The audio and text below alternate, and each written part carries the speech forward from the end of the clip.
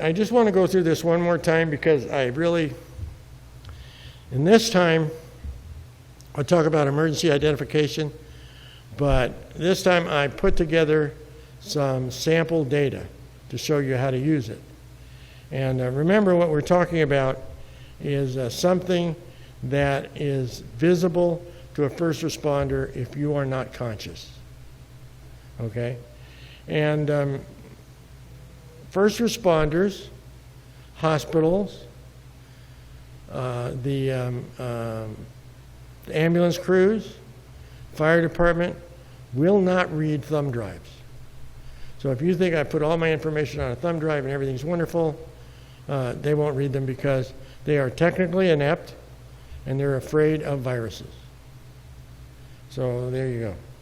So what I found was the guy that makes these things.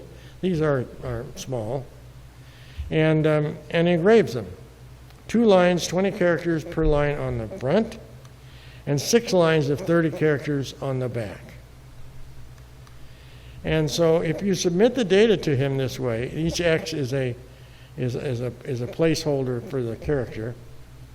What they do is, instead of retranscribing this somewhere else, they cut and paste it. So whatever you give them comes back exactly to what you submitted. And that's good. So here's some sample data. For a guy named Tom Smith, I have no idea who that is, but he's B negative, and he has, in case of an emergency contact, and then on the back side, he's allergic to penicillin. This is where he lives. This is his medical ID, his medications, and his date of birth. Now, that's pretty easy. That happens to kind of coincide with mine, but everybody's not that simple. And some things on here that I put on here are really not important. If you're going in and you have an emergency, your address really isn't important.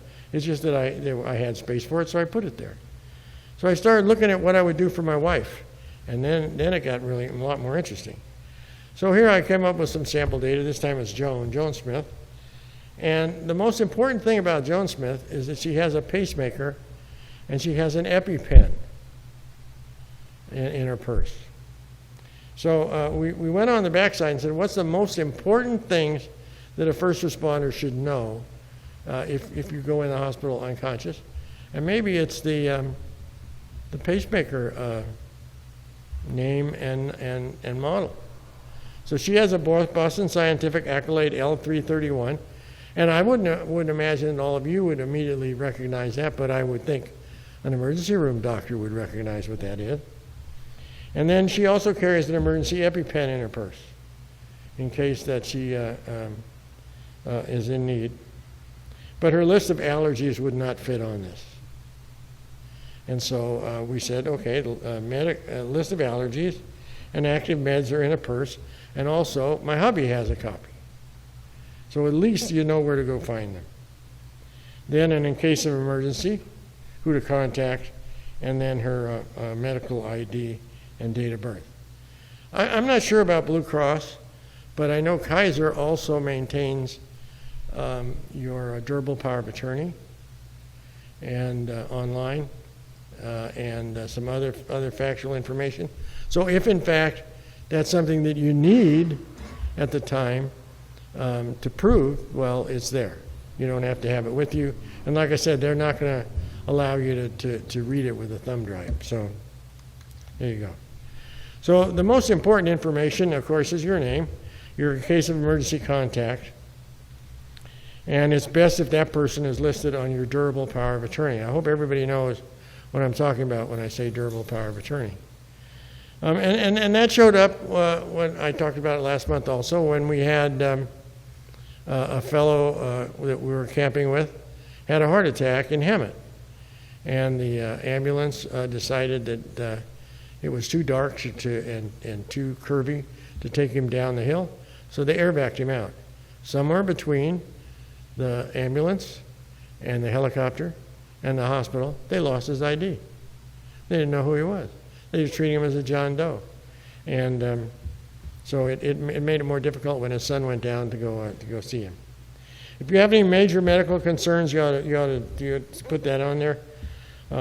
on your healthcare provider, and medications, or at least where to find them.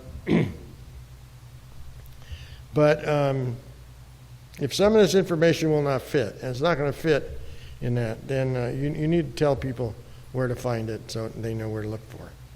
But I'm going to pass this on. The cost is very inexpensive. It's $7, $6.50 actually.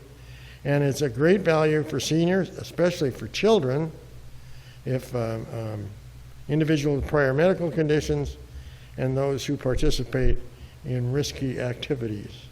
That's why I first started doing that when I used to race motorcycles.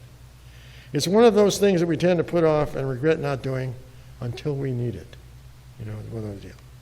Anyway, this is where they come from. I buy them off of eBay. I send it to this particular guy.